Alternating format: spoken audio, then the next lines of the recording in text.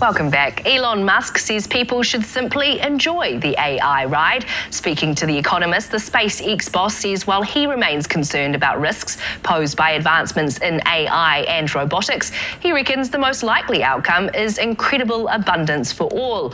His comments follow the hacking of a tech startup after some of OpenAI's most advanced artificial intelligence models went rogue.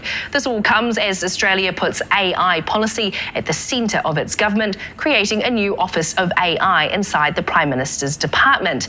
AI strategist Mark Lawrence says it should be a wake-up call for New Zealand, where responsibility remains spread across different ministers and agencies. He joins us now. Good morning, Mark. Talk us through a little bit about this new Office of AI in Australia. What does it do? Yeah, good morning, May. Look, there's actually a lot to like about what Australia have done with this AI office. So it's a small controlling group which they've put it right in the centre of the Prime Minister's office over there, which means that they've now got this controlling and guiding hand and eyes which can see AI's influence across their government, and they're able to influence and see and guide how they're progressing with AI. In the past, when departments are newly created, there is a criticism that all it does is kind of oversee something, that there's no real tangible impact. But do you expect this office to make some tangible impact over there? Yeah, I certainly do, and I think that's actually the argument for the office. And if you relate it to our situation here in New Zealand, we have an AI strategy. It's relatively light, but it's also fragmented, and the responsibility rests across several groups and people in the government. And so I think this centralising could actually reduce their bureaucracy and enhance their control over AI. Yeah, let's talk about our situation here then. What do you think are the dangers by having a fragmented approach, like you say? Well, AI is fast starting to influence the fabric of our lives, and when you look at government, that means it's influencing jobs, the workforce, education, energy, privacy, security, and actually how government is running itself. And so something that has that far-reaching influence needs to have a guiding hand, and we need to have a group that can see all corners of where AI is reaching to and make sure that it's benefiting us and New Zealanders, and also we're mitigating the risks and the concerns that you've talked about as well. What do you think then? You know, we're in an election year right now. What do you think New Zealand needs to be doing in terms of our AI strategy here?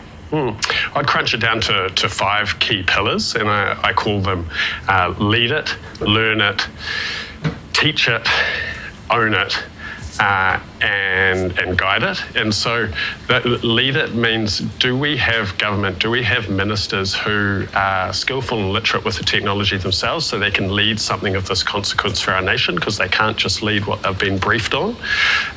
Learn it. I'm an advocate for national funding programs so that every New Zealander who wants to learn this technology can. Teach it. Our teachers are being squeezed by this technology, and I have real empathy for that. So are our teachers able to use the technology and understand it skillfully themselves so that they can guide our children, so our children can still continue to build their intelligence and their humanness and not default to this technology, but to use it well? I think we need funding programs to use it for our small businesses and medium-sized businesses. They need funding programs as well to harness the benefits while minimising the risks and concerns. And then the last thing is to own it, and that's a 2-part thing. Firstly, owning our natural resources. If overseas tech labs are going to come here and start to build data centres, do we own our natural resources, and does that benefit New Zealanders? And lastly, Māori culture and data and language. Do we have kaitaki over that, or is that just being scraped and sold back to us as well? You mentioned data centres. How concerning is it for you that more, I guess, companies are looking to set up those big data centres here?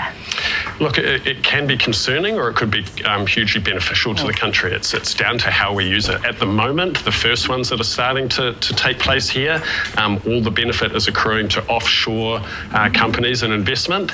I think that's another thing that we can really emulate from what Australia is doing here. They're putting regulations in place to make sure that the data centre investment actually benefits Australians and their resources and the country, and we could replicate that here as well, I hope.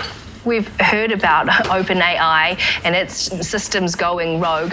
What is, I guess, the risk for us not implementing a strategy? What are the risks for our country?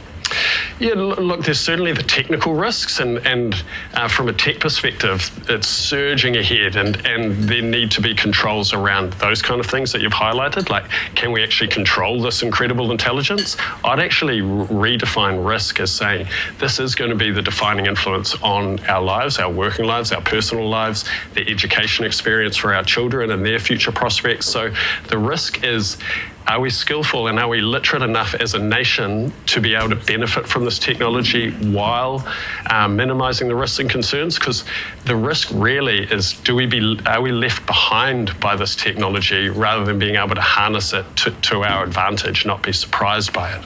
It feels like a constant balance, doesn't it, between the risk and the benefits. Thank you very much for your time this morning. That is AI strategist there, Mark Lawrence.